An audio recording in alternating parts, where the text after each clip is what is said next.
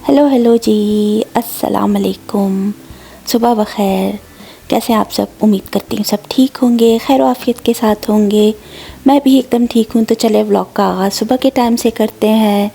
9:55 AM हो रहे हैं। आज मैं जल्दी उठ गई थी तो फ्रेश होके फ़ौरन ही नीचे आई और साथ ही नाश्ता बनाना स्टार्ट कर दिया। बस एक एक चपाती बनानी है और चाय हो जाएगी हमारी। आज मैंने अंडे फ्राई कर लिए थे और साथ ही बाहर का मंज़र देखें, अच्छी खासी तेज़ धूप आ रही है, रोशनी है। तो नाश्ता बनाते हैं और नाश्ता करते हैं। उसके बाद बस फिर बर्तन वगैरह समेटे, सिंक में रखे, धो लिए और उसके बाद बस फिर कोई ख़ास काम था नहीं तो मैं ऊपर आ गई अपनी फेवरेट जगह पे बैठ के। एज़ यूजुअल अपनी बहन को कॉल की और आज वो फ्री थी तो उसका अच्छी तरह से जो है दिमाग खाया मैंने, उससे बातें की। फिर उसके बाद दोबारा से मैं नीचे आ गई और अब करते हैं कुकिंग की तैयारी।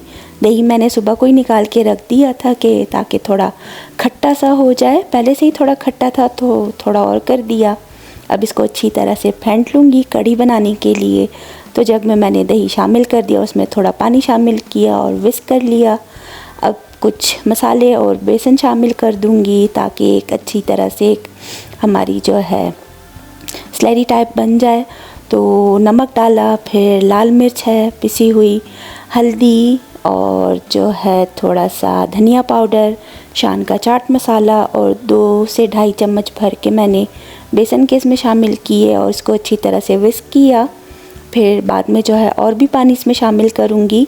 जग समझे फुल भर लिया था मैंने कि कढ़ी को जो है अच्छी तरह से काटना ही है, तभी जाके हमारी कढ़ी जो है मज़े की बनेगी।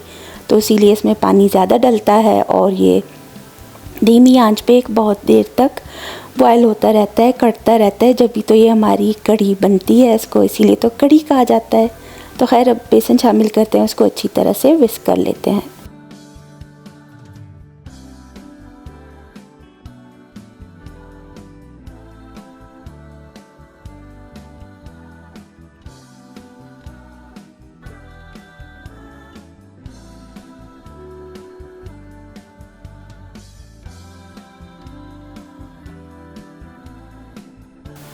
बेसन की स्लैरी एकदम से तैयार हो चुकी है तो मैंने पैन में जो है ऑयल डाला थोड़ा सा और हाफ़ से भी कम प्याज जो है इसमें कट करके डाल दूँगी ताकि वो लाइट गोल्डन ब्राउन हो जाए। फिर उसके बाद हम कड़ी पत्ता और जो बेसन की स्लैरी बनाई है दही के साथ तो वो इसमें शामिल कर देंगे। तो इस प्याज को अच्छी तरह से लाइट गोल्डन ब्राउन कर लें। कड़ी पत्ता भी बस 2 से 4 पत्ते ही मैंने इसमें डाले क्योंकि फिर जब तड़का लगाऊंगी तो तड़के में भी कड़ी पत्ता शामिल करना है। तो खैर बस अब यहाँ पे प्याज लाइट गोल्डन ब्राउन हो चुकी थी, कड़ी पत्ता शामिल किया और अब बेसन की स्लैरी डालते हैं दही के साथ जो बना के रखी है। वो थोड़ा सा जो है बैठ गई थी तो उसके बाद फिर मैंने विस्क के साथ अच्छी तरह से मिक्स किया और उसको इसमें शामिल कर दिया और अब इसको बॉयल होने के लिए रख देंगे। बॉयल आ जाए तो उसके बाद आंच हल्की करके फिर इसको रख देंगे ताकि ये कटती जाए। तो खैर बस इसको अच्छी तरह से विस्क भी किया ताकि एक क्रीमी सा टेक्सचर इसका बन जाए, मज़ेदार सा।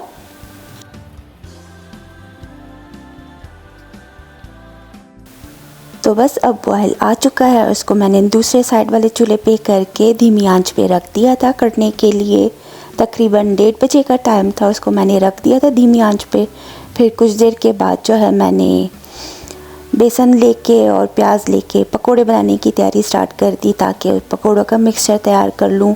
तो तकरीबन 2 अदद प्याज हैं, उनको छोटे स्लाइसेस में कट करके डाला और अब उसके ऊपर नमक, लाल मिर्च, हल्दी, धनिया पाउडर नहीं, कुटा हुआ धनिया जो है भून के और पीस के रखा है तो मैंने वो शामिल किया और साथ ही जो है थोड़ा गरम मसाला पाउडर और जो खाने का सोडा है वो थोड़ा शामिल करूँगी और अपने अंदाज़े के हिसाब से बेसन शामिल करेंगे। आपकी मर्ज़ी है कि आप ज़्यादा बेसन वाले पकोड़े खाते हैं या फिर ज़्यादा प्याज वाले, कि प्याज जिसमें ज़्यादा हो बेसन कम हो। तो मैंने तो नॉर्मल ही रखा। पहले जो बेसन शामिल किया तो उसको पानी के साथ जब मैंने मिक्स करना स्टार्ट किया, और पकोड़ों का मिक्सचर आप हाथों से मिक्स करेंगे तो बहुत ही मज़े के पकोड़े बनते हैं, वरना तो जब चम्मच के साथ मिक्स करें तो वो उतने अच्छे और खस्ता करारे से नहीं बनते। तो खैर यहाँ पे सारे स्पाइसेस मिक्स कर लिए, अब बेसन शामिल करते हैं। तो अंदाजे के हिसाब से देखती गई कि थोड़ा और ज़रूरत थी बेसन की, तो बस फिर उसके बाद मैंने थोड़ा और बेसन शामिल किया था और इसको जो है मिक्स करके रख दिया तकरीबन 5 से 10 मिनट के लिए। तब तक फिर मैंने कढ़ाई निकाल ली, उसमें ऑयल डाला और ऑयल को गर्म होने के लिए रख दिया था। तो खैर बस अच्छी तरह से हमारा पकोड़ों का मिक्सचर तैयार था और ऑयल जब अच्छा खासा गर्म हो गया तो उसको मैंने आंच थोड़ा सा हल्का कर दिया और उसके बाद बस फिर पकोड़े उसमें डाल के तलना स्टार्ट कर दूँगी।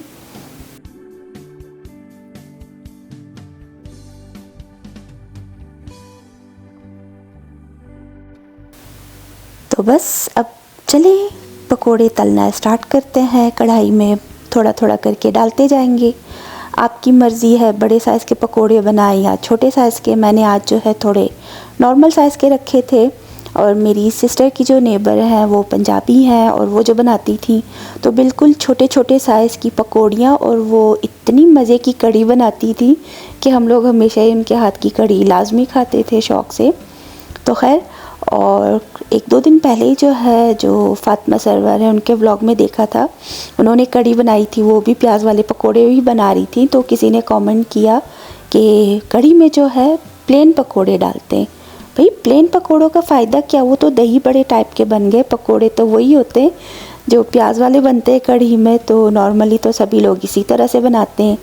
और एक और जानने वाली थी, उनको मैंने देखा था वो कढ़ी में आलू डालती थी। आलू वाली कढ़ी हमने फ़र्स्ट टाइम उनके घर खाई थी। बस ठीक ही था, लेकिन जो एक अलग सा अपना ही जो एक जायका होता है, जो चीज़ ट्रेडिशनल तरीके से बनती है, जो एक अच्छी सी सही सी प्रॉपर रेसिपी है, तो वो तो अपना अलग ही टेस्ट रखती है। उसमें जो चेंजेस करते हैं कभी अच्छा लगता है कभी नहीं लगता। लेकिन खैर पकोड़े जो है ये प्याज वाले अच्छे लगते हैं कढ़ी में। तो यहाँ पे मैं पकोड़े तल रही थी और अच्छी तरह से इनको गोल्डन ब्राउन कर लिया था, फ्राई हो रहे हैं। साथ ही कढ़ी भी जो है अच्छी खासी कड़ कड़ के जो है थिक हो गई है। और टाइम देखे भी 3:15 हो रहे हैं और 1:30 बजे से रखी थी, तो इसको कितना अच्छा बॉयल सा आया हुआ है और ये जो है बिल्कुल थिक हो रही है। तो आंच बिल्कुल ही धीमी रखी हुई थी। तो खैर बस अब पकोड़े कढ़ाई से निकालते हैं और दूसरा बैच फिर फ्राई कर लेंगे ताकि हमारे पकोड़े सारे तैयार हो जाएं। फिर उसके बाद इसको कढ़ी के मिक्सचर में शामिल करके ऊपर से हम तड़का लगा देंगे।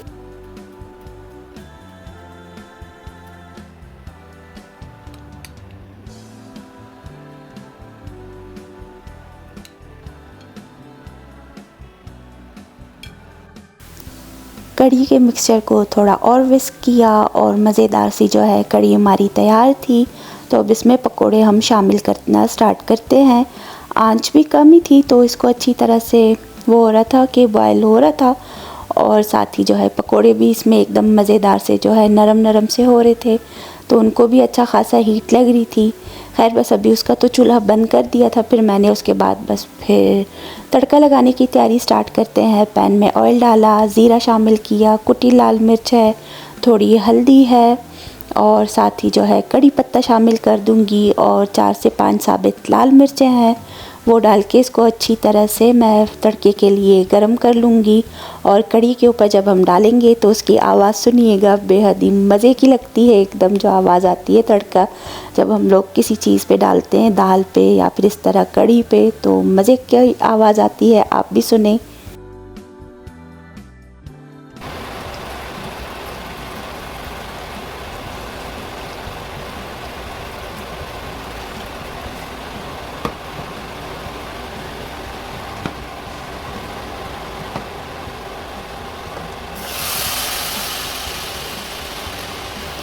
तड़के की आवाज़ सुनी ना, कितनी मज़े की थी।